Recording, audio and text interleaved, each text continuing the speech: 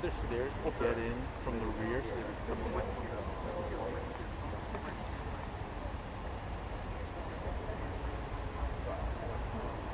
I shot up to the drop. Pardon? I shot up to the drop. Yeah.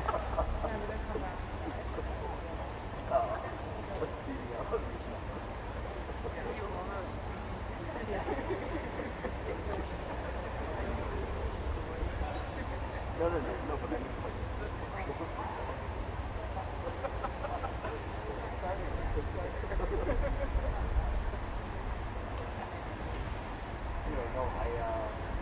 it is actually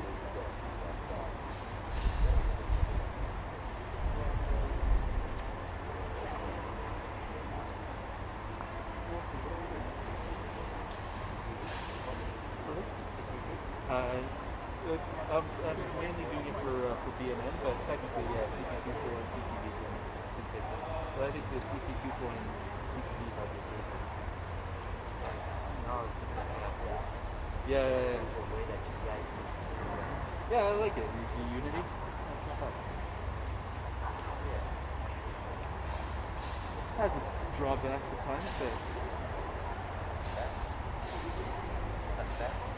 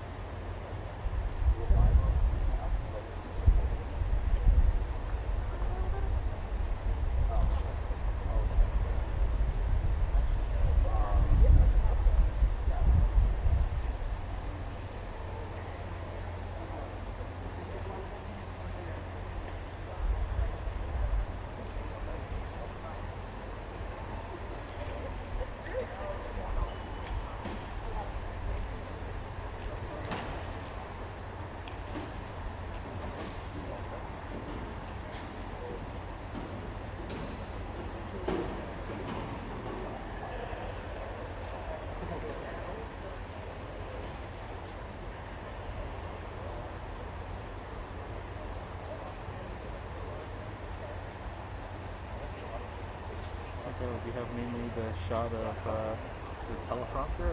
Or No, I think because they're gonna supposedly they're gonna come out from the stairs. they're gonna come down that way.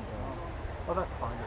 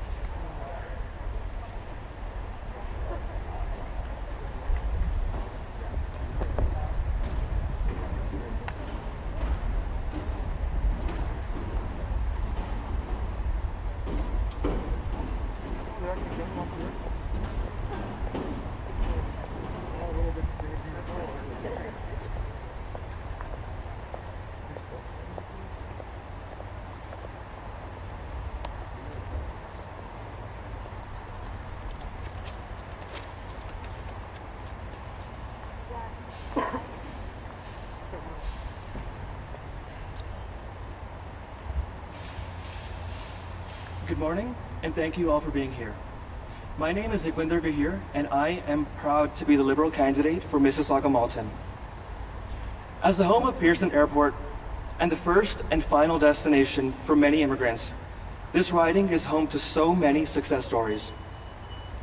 I couldn't be filled with more pride standing here today to say that my father's is one of them.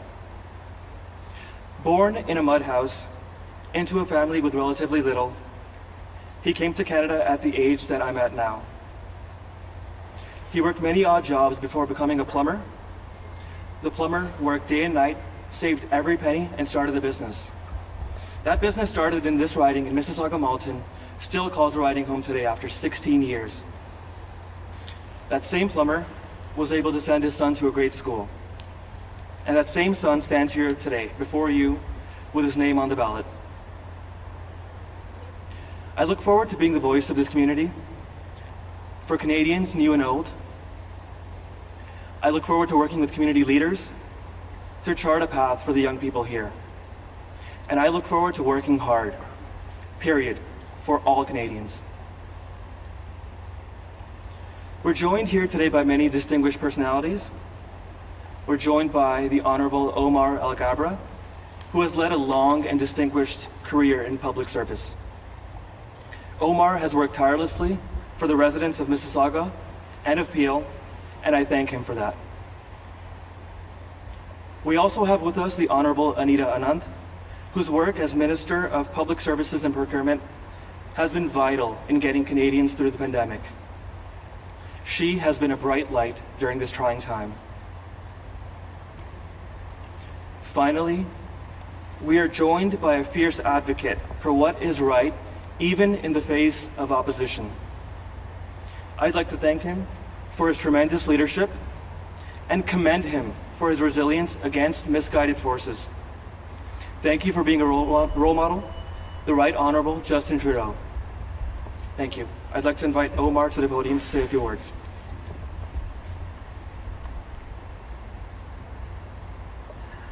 Good morning. Thank you, Equinder. Let me start off first by acknowledging that we are on the traditional territory of the Mississaugas of the Credit First Nation. And I want to echo what Equinder said. Welcome to Mississauga.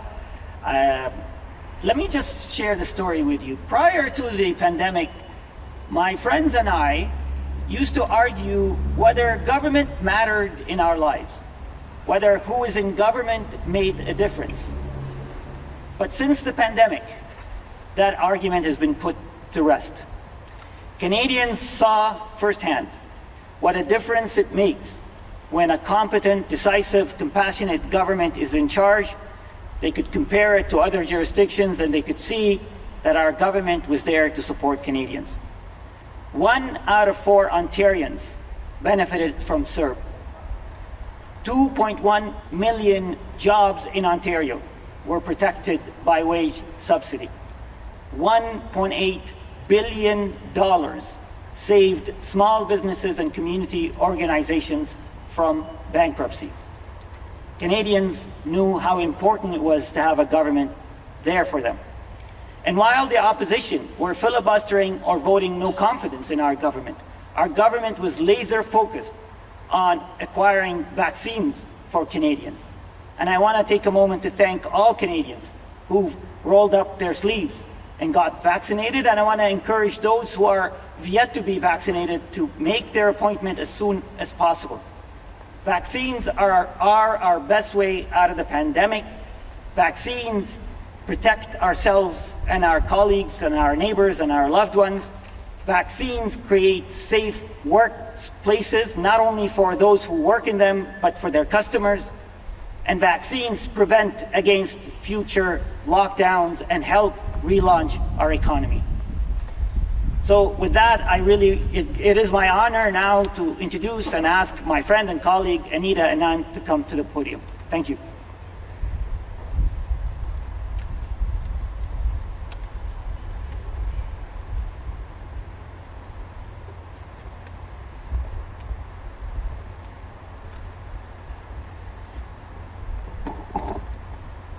Bonjour tout le monde, c'est un grand plaisir d'être ici avec vous aujourd'hui. I want to say how happy I am to be joining you.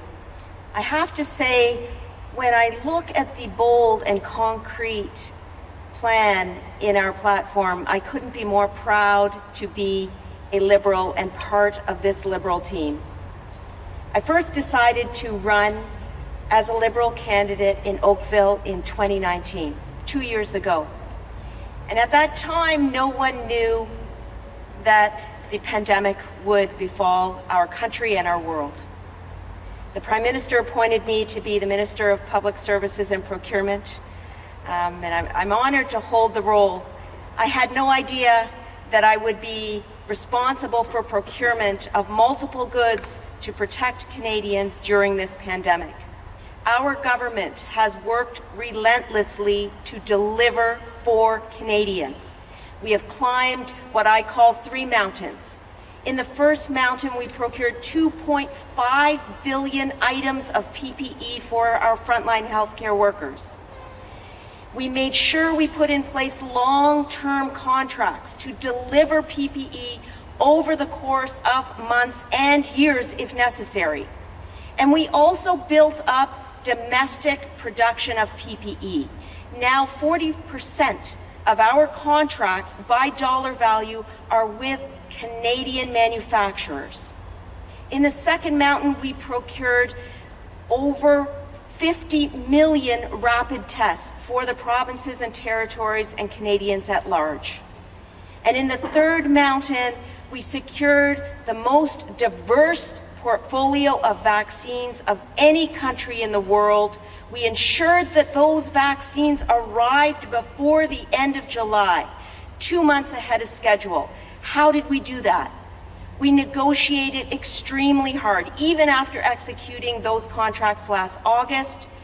We phoned our suppliers, we texted them, we emailed them, we were on it day and night because we knew that we needed to have Canadians' backs. That was my goal, that was our government's goal, and we were not settling for anything less than the best. In addition to ensuring that we are well prepared with vaccines here at home, we put in place contracts for boosters and any enhanced vaccine that may be approved by Health Canada so that anybody who needs a vaccine as recommended by NACI or other organizations, including provincial health officials, would have access to vaccines. And we didn't forget our commitment to the global environment either. We gave over 40 million vaccines to COVAX and contributed over $500 million. Why? Because our government believes in our global obligations as well as our obligations here at home. We are leading the G7, the G20, and the world in vaccine administration because we have Canadians' backs. And after all the progress that we have made, now is not the time to give up. Now is not the time to look away from the task ahead. We need to keep going because we cannot put in place the bold ideas in our platform, helping those who need a home, making sure we are addressing environmental degradation, keeping our economy resilient, making sure families have access to daycare. All of those bold and concrete ideas are so important for our country's future, but we need to end the fight against COVID-19 in order to put them into place. And that's what this government will do if re-elected, and this is what this Prime Minister will do for Canadians as a leader, and a leader that Canadians need now. And without further ado, it is my great honor, c'est un grand plaisir et honneur d'être ici avec lui, notre leader, Justin Trudeau. Merci beaucoup.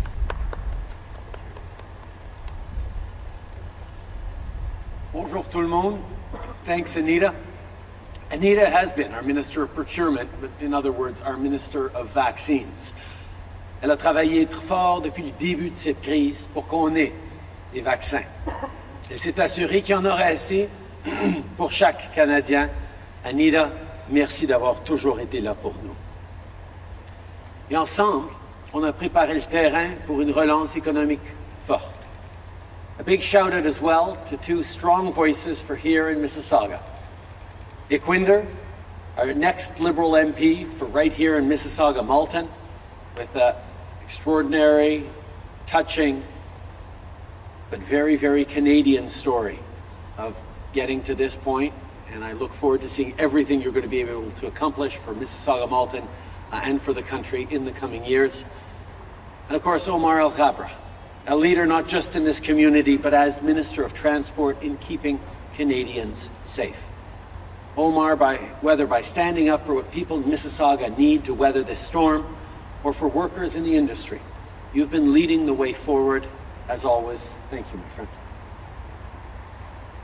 The last 18 months have been tough. And I know we're all looking forward to getting back to the things we love. Having your kids in school with their friends, reopening your restaurant to full capacity, and yes, taking a vacation with your family. We can get there. And the way we do is by finishing the fight against COVID-19 for good. Au moment où on se parle, les conseils de santé publique sont clairs. C'est mieux de ne pas prendre de vacances à l'étranger. Mais je sais qu'on a tous hâte de visiter nos amis, notre famille, de voyager d'un bout à l'autre de notre grand pays et, pourquoi pas, d'aller prendre un peu de soleil quand le froid va revenir. L'hiver dernier, on a dû prendre des décisions difficiles et travailler avec des compagnies comme Sunwing pour suspendre les vols vers l'étranger. C'était la bonne chose à faire pour protéger les gens. Mais en ce moment-là et depuis, vous avez fait votre part. You've gotten vaccinated. And for those who haven't, make sure you do. You've worn your mask. You stayed home. You canceled your plans. And now, you want to get back to what makes you happy and know that you're not at risk and that your kids are not at risk as you do so. Canadians stepped up. They did the right things. They made those sacrifices. They held strong for each other. And we're getting closer to the time where all that hard work and sacrifice will come to fruition. But in the last year and a half, it's been hard for Canadians to know what's safe and what's not. Clearly, it's a good idea to wear a mask in a busy place. It's the right thing to do to get your vaccine. What about the things we love that we haven't been able to do for a while? Well, when it comes to travel, we have a plan to make sure you don't have to wonder about the risks.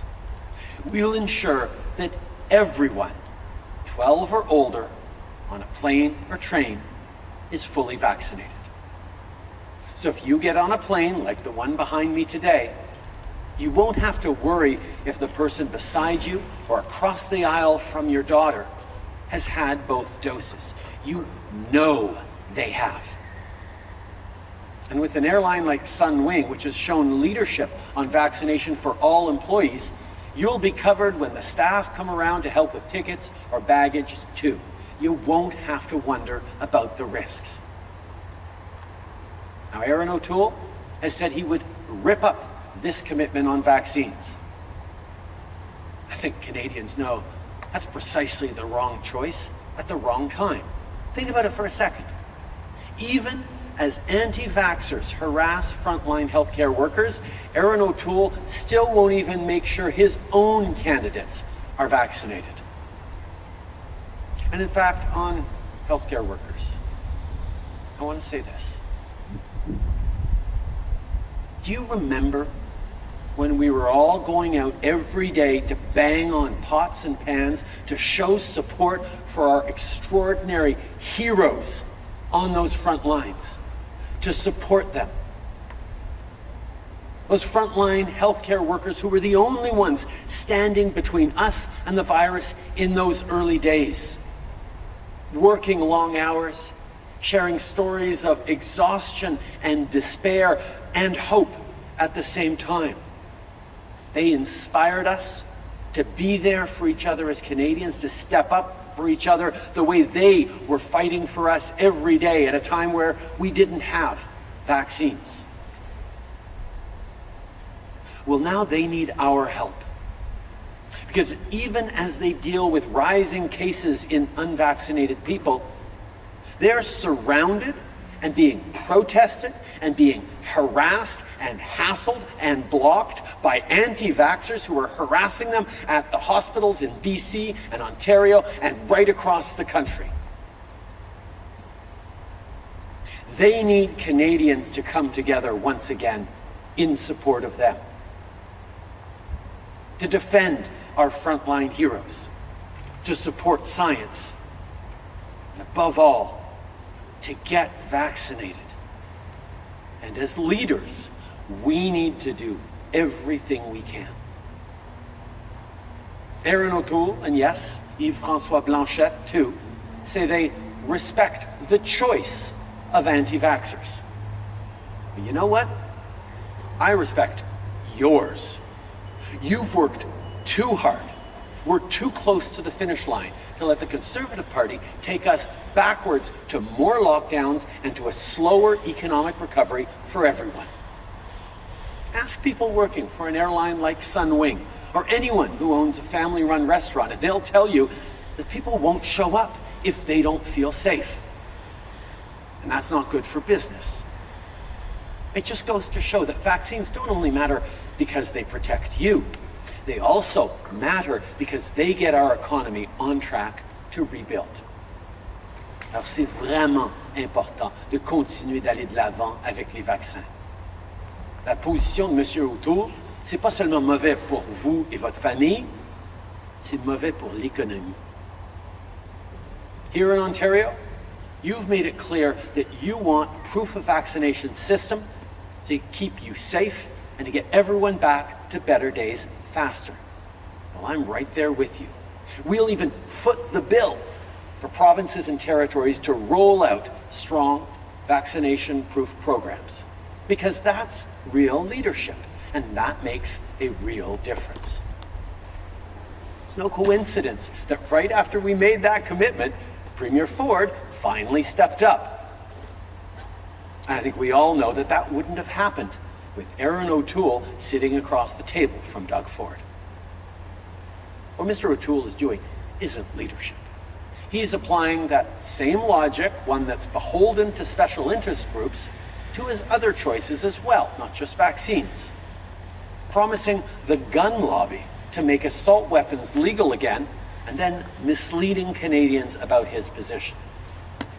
Allowing his MPs to introduce anti-choice legislation and standing by while over 80 members of his caucus restrict a woman's voice to choose. Ripping up a $10 a day childcare agreements that we've signed right across the country. None of that is leadership. And none of it will help us either finish the fight against COVID-19 or build a better Canada. Mes amis, cette élection est très importante. On a un vrai plan, ambitieux et positif, et on est prêt à le mettre en œuvre dès maintenant. On Wednesday, I laid out our plan to move forward for everyone on health, on housing, on childcare, on climate. We'll keep standing up on vaccines for travel, just like we'll make sure you can find a family doctor. We'll make owning a home more affordable.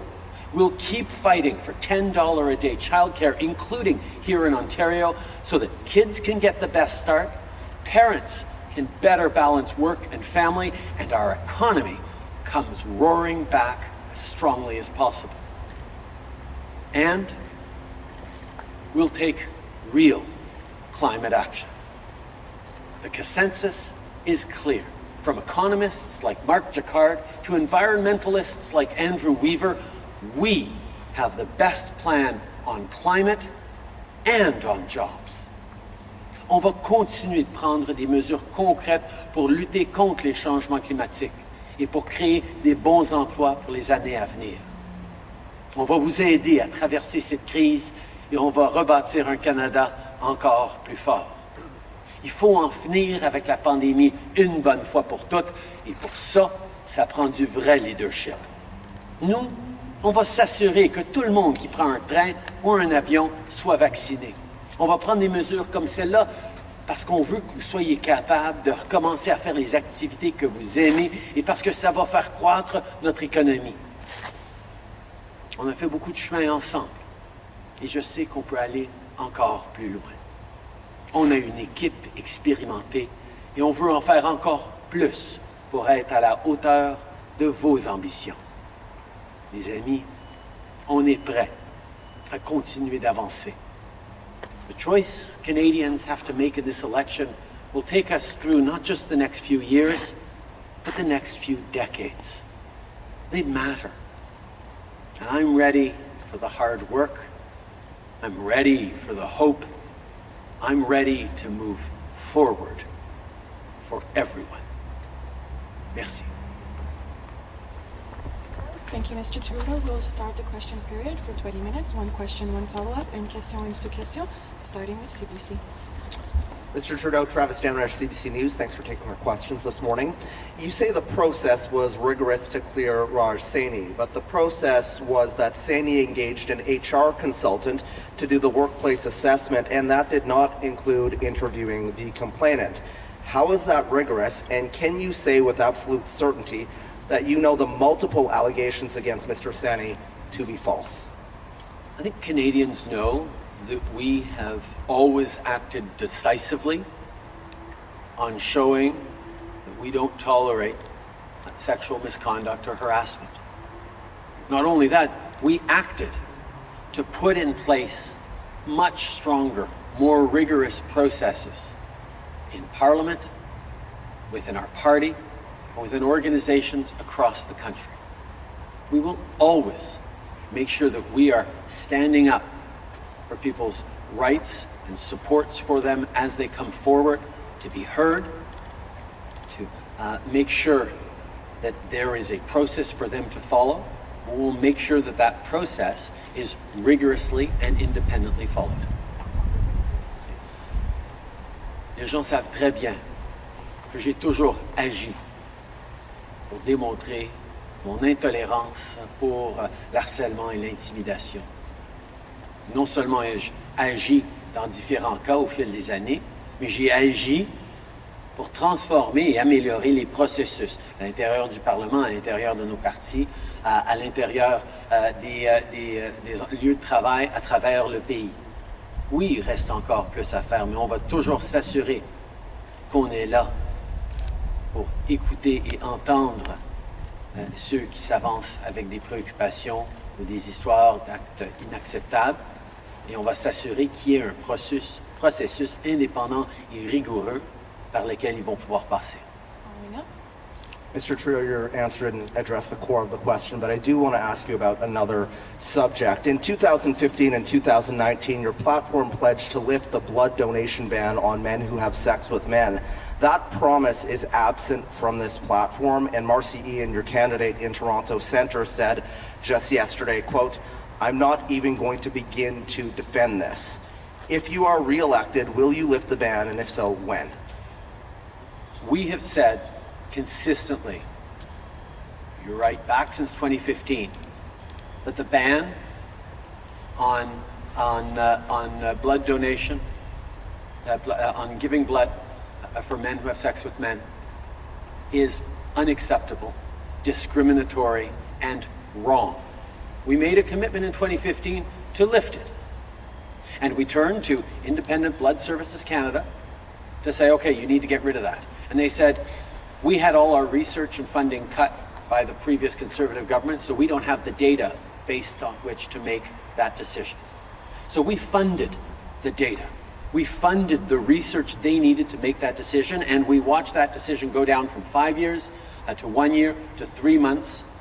And we are very, very hopeful, and we expect Canadian Blood Services to announce soon that ban, the MSM blood ban, will be lifted shortly. It is something that we are working on, continue to work on, and something that we will ensure happens. Prochaine question.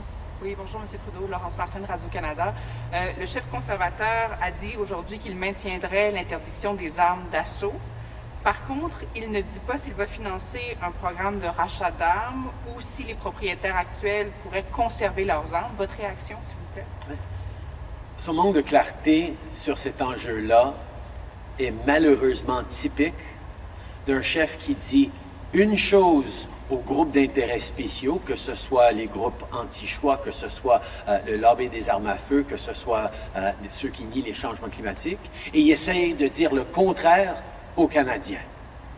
Il dit que non, c'est pas dans sa plateforme qui va bannir, qui va renverser notre interdiction des armes d'assaut. Et techniquement, c'est vrai qu'il dit ça, parce que qu'il dit pas ça, parce qu'il dit qu'il va renverser la décision que nous avons prise pour bannir ces armes d'assaut. Donc, il dit quelque chose dans la plateforme que l'ordre en conseil du 20 mai 2020 va être retiré, puis c'est justement cet ordre-là qui a interdit les armes d'assaut partout au pays. Sur quelque chose, un enjeu si important pour tant de Canadiens qui disent ce qu'il va faire. Et ce qu'il va faire, noir sur blanc dans sa plateforme pour le lobby des armes à feu, c'est qu'il va renverser notre décision de bannir, d'interdire les armes à feu de style assaut militaire. C'est tout à fait irresponsable. I think what we have here is a very concrete example of something that we see consistently from Aaron O'Toole. He says one thing to special interest groups, whether it's pro-choice groups, anti-choice groups, or anti-vaxxers, or climate deniers, or the gun lobby, and then he tries to tell Canadians the exact opposite. He says very clearly on page 90 of his platform that he will reverse the May 2020 order in council by this government, the one that bans military-style assault weapons in this country. He will reverse our move to make it illegal to buy, sell, or use assault weapons in this country. And he got caught saying one thing to his friends in the gun lobby, and it's opposite to Canadians. That's not the kind of leadership Canadians need to finish this pandemic, to get our economy going again, or to move forward on things that matter deeply to Canadians, like gun control. En suivi? Et le NPD a présenté ce matin sa plateforme spécifique pour le Québec. Les conservateurs en ont une également. Pourquoi est-ce que vous n'avez pas de plateforme spécifique pour le Québec, M. Trudeau? Tout d'abord, pour le NPD, on aurait bien aimé voir leur plan pour le Québec avant, pour pouvoir en discuter et débattre hier soir. Je trouve ça bizarre qu'ils aient partagé ça le lendemain d'une opportunité qu'on a tous eu d'en parler à plus d'1 million de Québécois. Par rapport à notre plan et notre vision pour les Québécois, en tant que Québécois, je suis très fier de pouvoir le partager avec tout le Canada, pas juste avec le Québec. Parce que nos priorités, le plus d'aide pour du logement abordable et pour aider les familles à s'acheter une première maison, c'est très pertinent pour les Québécois. Notre désir de créer plus de places en garderie à travers le pays, incluant 37 000 places au Québec, c'est très pertinent pour ces familles au Québec qui sont fiers du système de garderie que nous avons au Québec, mais qui ont encore de la difficulté à trouver une place pour leurs enfants qui attendent longtemps sur des files d'attente. On est là avec énormément plus d'ambition qui bâtit sur tout ce qu'on a déjà fait pour contrer les changements climatiques. Et c'est une grande priorité pour les Québécois, comme des investissements en santé qui vont aider nos aînés dans les CHSLD à avoir une meilleure qualité de vie, entre autres. C'est les priorités des Québécois, c'est les priorités des Canadiens, et je suis très fier qu'on ait une plateforme qui, justement, rassemble et parle à tous les Canadiens d'un bout à l'autre de ce pays. Next question. Glenn McGregor, CTV News. Mr. Trudeau, last night in the leaders' debate, you said that if this election doesn't result in a majority government, that Canadians will be into another one, possibly within 18 months. I think a lot of people don't want to do that. If you are elected with only a minority mandate, will you commit, and I want a very straight yes or no here, will you commit to not triggering another election unless you lose the confidence of the House of Commons? I think the question yesterday was about the average lifespan of a minority government in this country, which is about 18 months. We are committed to putting forward a very clear and strong plan that is aligned with what Canadians want, which is to get through this pandemic, including by supporting those almost 80% of Canadians who did the right things, who don't deserve to go back into lockdowns, who don't deserve to continue to be limited, who may want to take a vacation with their family this coming winter. And we are the only ones with a plan to get through this pandemic with real leadership. And that's not just good for the pandemic and health side of things, it's also what allows us to recover our economy, to recover jobs, and to make sure we are building better on climate change, on housing, on healthcare, and on childcare. These are the things Canadians expect, and as we saw last night, the differences between the different parties are stark and clear. And therefore, I am fully confident that Canadians will not choose to take Canada back, but choose instead to move forward for everyone. Following up. Let's look at the alternate scenario that Mr. O'Toole wins a minority government and you are, at least initially, leader of the opposition. If your party supports you, do you intend to stay on as leader of the opposition and potentially run in another election campaign? I am not done fighting for Canadians. I am not done with the hard work Canadians expect for a better future for everyone. $10 a day childcare right across the country, which is not just a social program, but an economic program as well. Stepping up in the fight against climate change with the strongest and most ambitious plan that Canada has ever seen, way ahead of the other parties by independent analysts. These are the things that Canadians expect. These are the things that I will keep fighting for. J'ai pas fini la lutte pour un Canada meilleur. C'est ce qui m'a animé à tous les jours pendant ces longs mois de cette pandémie.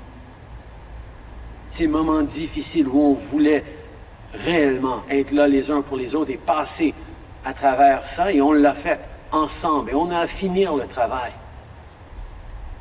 Nous avons un pays extraordinaire, extraordinaire à cause des gens qui ont toujours été là les uns pour les autres. Et moi, j'ai fait une promesse d'être là aussi longtemps que ça prendrait, avec toute l'aide nécessaire pour passer à travers, et je vais continuer de le faire. Prochaine question. Bonjour, M. Trudeau. Catherine Lévesque, la presse canadienne.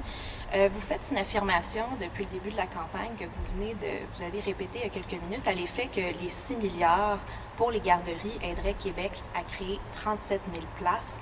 Or, cette entente a été faite sans condition, donc l'argent pourrait servir à n'importe quoi. Pourquoi est-ce que vous répétez cette affirmation qui n'est pas tout à fait vraie? Parce que c'est exactement ce que François Legault a dit quand il était à côté de moi, que ça allait pouvoir créer 37 000 places en garderie.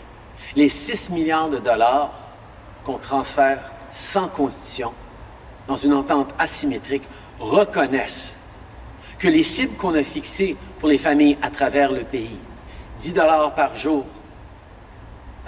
plus de places, plus d'aide pour plus de paye pour les éducatrices, les éducateurs, c'est des conditions qu'on avait mises partout au pays que le Québec a rencontrées depuis longtemps. Ils ont une moyenne de 8,5 $ par jour pour les centres de petite enfance. Donc, on n'avait pas à imposer aucune condition pour le Québec. Et on ne l'a pas imposé. Mais en même temps, et M. Legault, et moi-même, et tous les Québécois reconnaissent qu'il y a encore trop de familles québécoises qui sont sur des listes d'attente pour des garderies, qui ont de la misère à trouver des nouvelles places. Et M. Legault propose d'utiliser une partie de ce 6 milliards de dollars pour créer 37 000 places en garderie, et je trouve que c'est une très bonne idée. Alors, je l'appuie pleinement, c'est tout à fait dans sa juridiction, il n'y a pas besoin de mon appui, mais je suis tout à fait d'accord avec lui qu'il fasse ça. Mais c'est aussi désolant de voir que M. O'Toole présente un plan qui non seulement ne créera aucune place en garderie à travers le pays, y compris au Québec, mais il va retirer ce 6 milliards de dollars qu'on s'était engagé à envoyer au Québec. Et c'est peut-être pour ça qu'il n'a pas partagé les chiffres liés à sa plateforme. Il ne nous a pas dit comment il va payer ses promesses et qu'est-ce que ça va coûter, parce que justement, il ne veut pas qu'on voit ce qu'il évite à tout prix de dire, noir sur blanc, qu'il ne va pas envoyer cet argent que les Québécois méritent d'avoir pour d'autres choses, incluant 37 000 places en garderie. En suivi. Si je peux juste insister, vous dites depuis le début de la campagne que vous allez créer 37 000 places en garderie. Donc, pourquoi est-ce que vous vous appropriez finalement cette réalisation? C'est de l'argent du fédéral qui va permettre à la création de ces 37 000 places. On voit et on sait que de créer plus de places en garderie, d'offrir des places en garderie abordables, de qualité à travers le pays, c'est la bonne chose pour les familles, c'est la bonne chose pour l'économie, et on le sait parce que ça a été démontré depuis 25 ans au Québec. Mais oui, on sait qu'il y a encore des défis, même avec un système extraordinaire au Québec, il y a encore des défis pour plusieurs familles qui attendent sur de longues listes pour une place en garderie. Et je salue et je remercie au nom de tous les Québécois et tous les Canadiens, le leadership de M. Legault, qui va prendre de cet argent qu'on envoie pour faire le travail, pour créer ces 37 000 places. Next question. Hi, Paola Lorigio with the Canadian Press. So you're promising to create a federal vaccine passport for travel. At the same time, several provinces either have created or are creating their own passports for domestic use. So first of all, when is the federal passport going to be ready? And why wouldn't Canada want one standard passport for both purposes? First of all, as people know, their health data, their records of vaccination, is delivered by the province. Provinces have people's health data, have their records of vaccination. The federal government doesn't have records of who is vaccinated, who is not vaccinated. So on any federal initiative, we would need to work extremely closely with the provinces to either get those medical records or at least get that approval or that information that says, yes, this individual has been vaccinated. So before getting to a federal proof of vaccination to allow for international travel in something that could be aligned with and perhaps inserted in your Canadian passport, we have to work with the provinces anyway to get that information. And a number of provinces stepped up and said, actually, we'd like to create a provincial vaccination proof that would allow us to ensure that people using non-essential businesses like restaurants or gyms can easily show a proof of vaccination to make sure that they know that they're safe for the person on the treadmill next to them. So we said, excellent, let's do that together. And as you make that provincial proof of vaccination, we'll add a federal element of certification so you can show it at international airports around the world and use it for international travel. It is an interim measure that will be very good for the next year or so easily, while we prioritize the things that are going to keep Canadians safe. We will be bringing in that more formalized version in the coming months or year perhaps, but the priority is giving people a solid document that will allow them to do both things, both engage provincially in local businesses knowing that they're safe from the people at the next table, and travel internationally with something robust enough and approved by the Government of Canada that it'll be accepted at airports around the world. Nous savions que ça allait être important d'avoir une preuve de vaccination pour que les Canadiens puissent voyager à l'international. Mais avant de pouvoir créer une certification fédérale, il fallait qu'on travaille avec les provinces parce qu'évidemment, l'information sur le statut et les détails de vaccination de chaque individu, c'est détenu par les provinces à l'intérieur de leur système de santé. Et quand les provinces, plusieurs provinces ont dit ben, nous, on aimerait créer un certificat de vaccination qu'on pourrait utiliser pour protéger les gens qui choisissent de faire des activités non essentielles, comme des restaurants, des bars, des gyms, d'autres choses.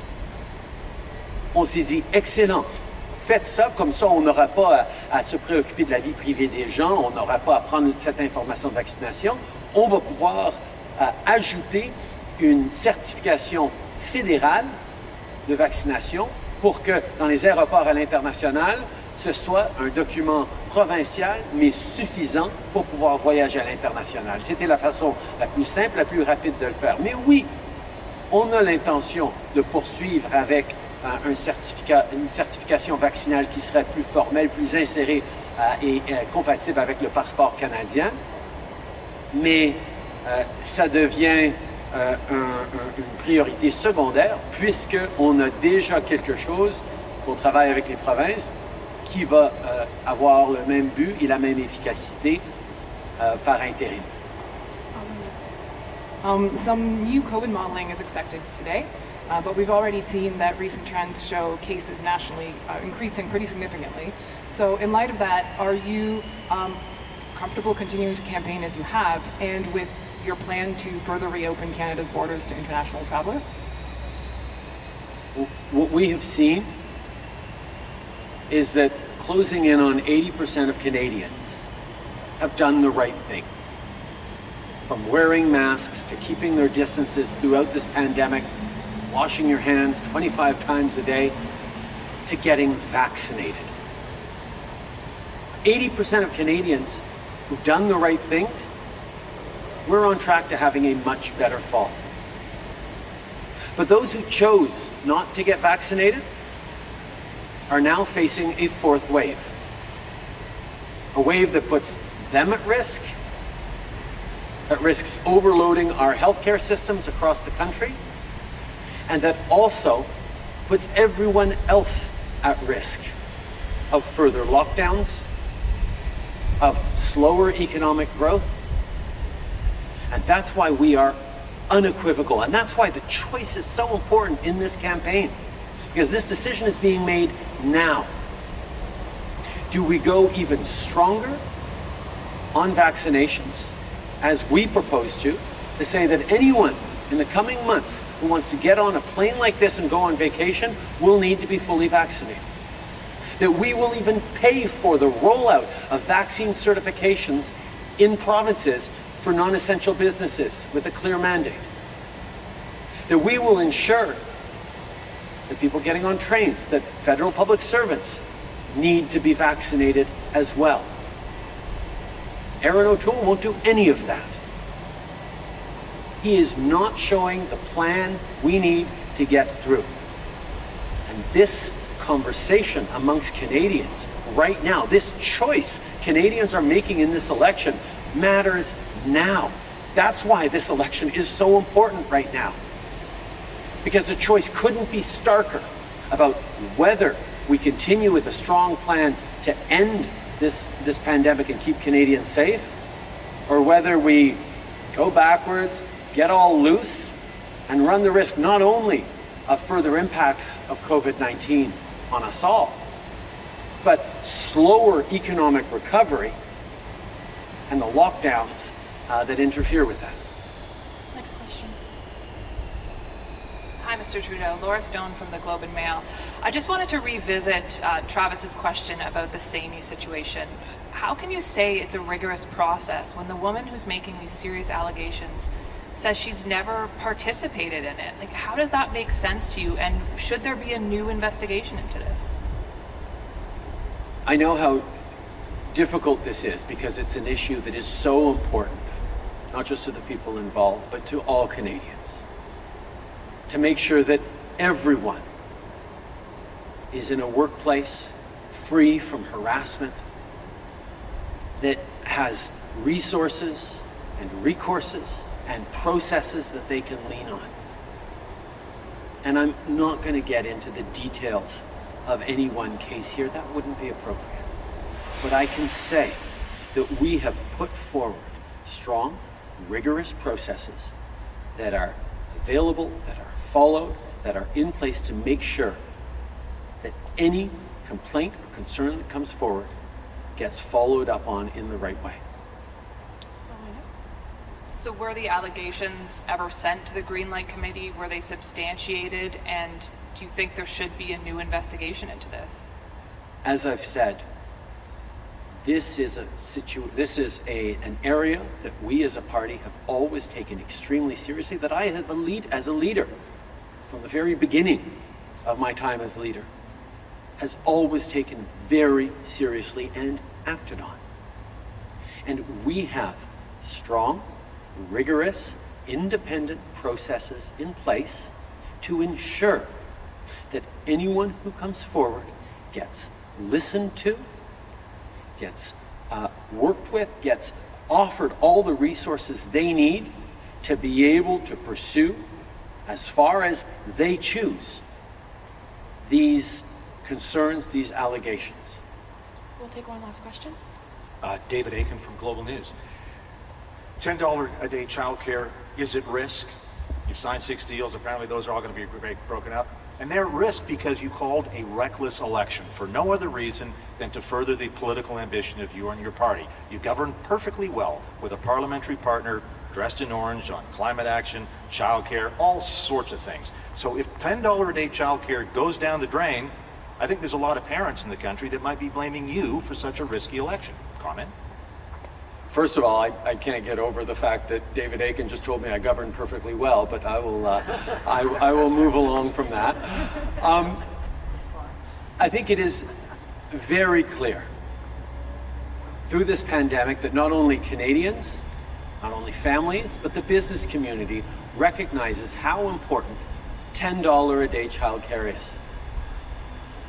And that's why 8 provinces and territories across the country stepped up to sign historic deals that are going to cut childcare costs in half within the next year and get to $10 a day childcare for families within 5 years, some of them much sooner than that. On top of that, we're going to be investing in early childhood educators, training and pay, so that we have the best quality system out there. That is something that you're absolutely right, David, shouldn't be at risk. The provinces have signed, they've made an agreement with the federal government, we're moving forward on that. But Aaron O'Toole is making the decision that he is going to reverse those deals, scrap those deals, including the deal for Quebec. Deals that send billions of dollars to create childcare spaces for Canadians. That doesn't make any sense, but that's not my choice. That is Aaron O'Toole's choice to propose that direction.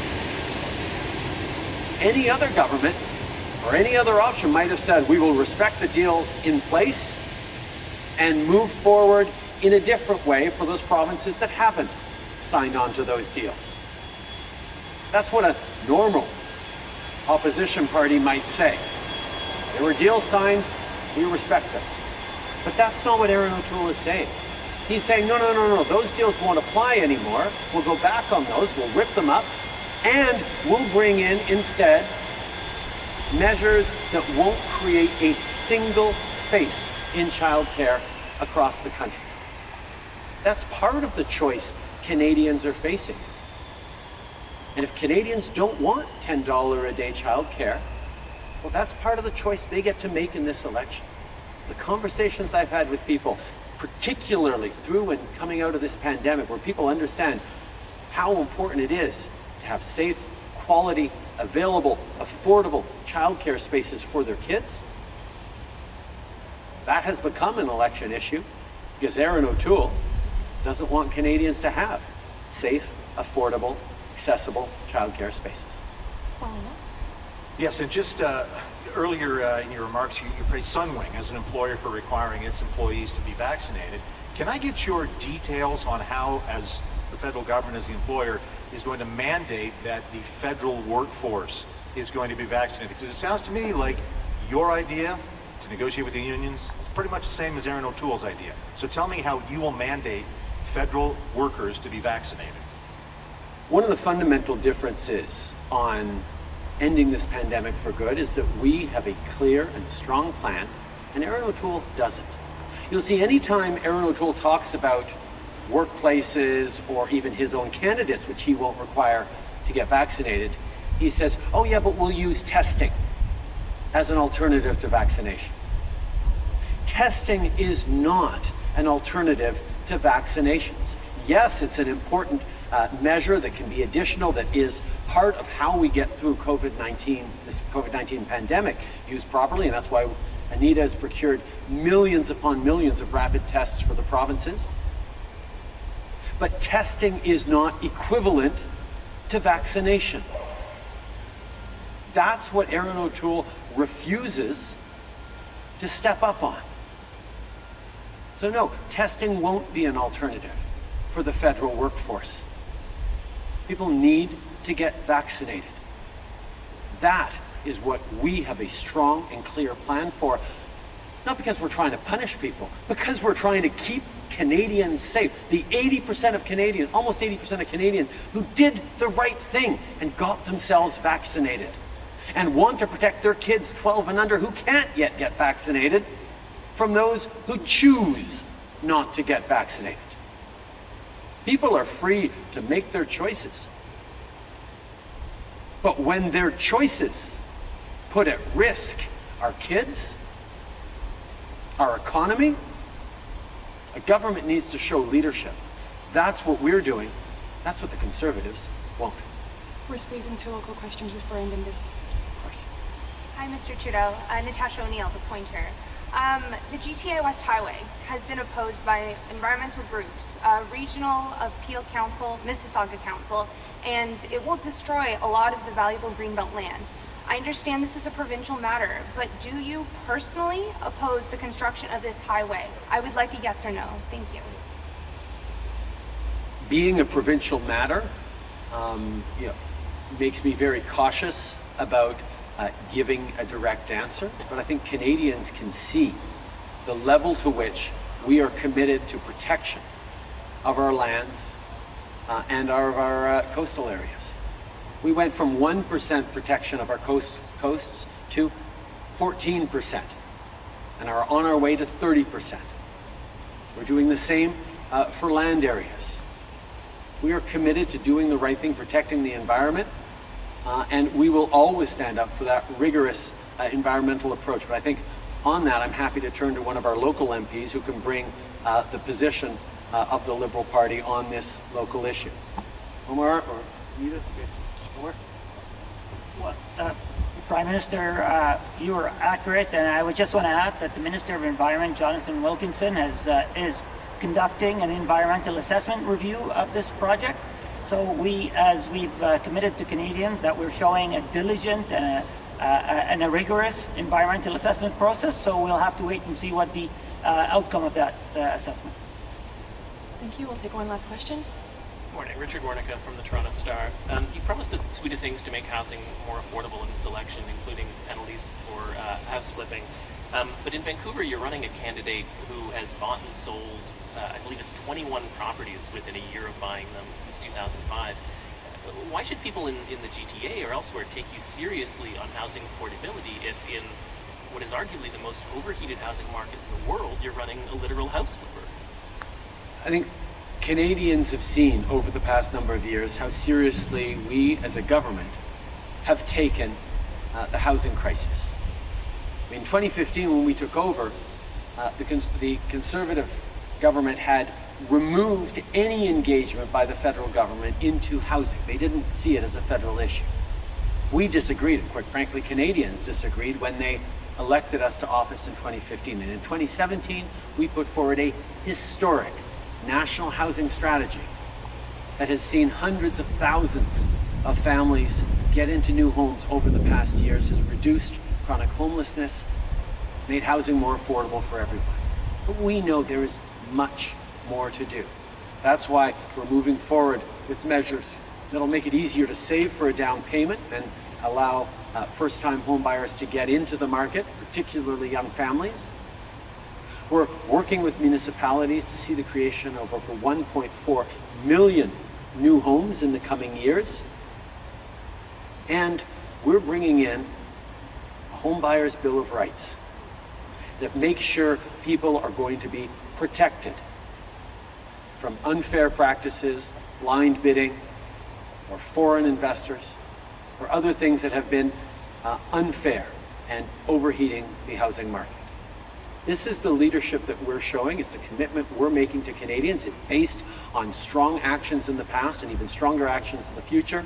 And all of our candidates stand by that vision. Thank you, Mr. Trudeau. Merci, Mr. Trudeau. This is what I'm still expressing. Merci.